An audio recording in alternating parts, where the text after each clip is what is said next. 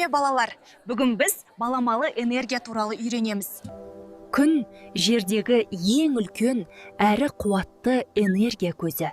Оның жарығы мен жылуы қалаларға да жетіп, адамдардың өміріне энергия береді.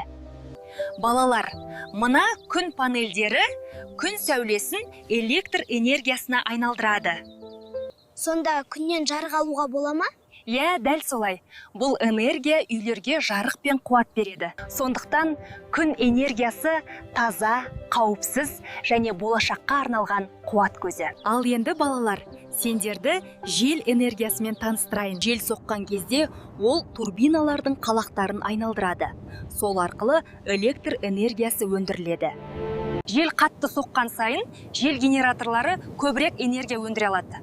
Ал егер жел соқпай қалса, ол кезде қалай болады? Ондай жағдайда энергияны басқа көздерден аламыз. Ол туралы мен сендерге сәл кейінірек айтып беремін.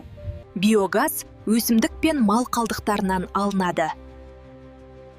Арнайы жабық ортада бактериялар органикалық қалдықтарды ыдыратып, биогаз түзеді.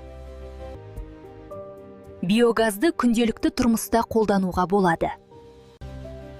Биогаз табиғатқа зиян келтірмейді, себебі ол органикалық қалдықтардан алынады. Оның тиімділігі жоғары және ол энергияны үнемдеуге көмектеседі. Сондықтан биогаз экологиялық таза әрі пайдалы энергия көзі. Келесі баламалы энергия көзі – геотермалдық энергия.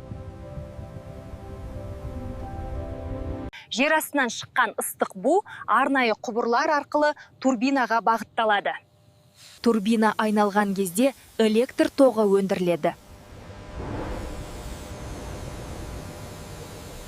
Мысалға, Исландия геотермал энергияны кеңінен қолданатын ел. Бұл жерде жер асты өте ыстық болғандықтан бу мен ыстық су көп шығады. Исландия елінде геотермал энергия күнделікті өмірде кеңінен қолданылады.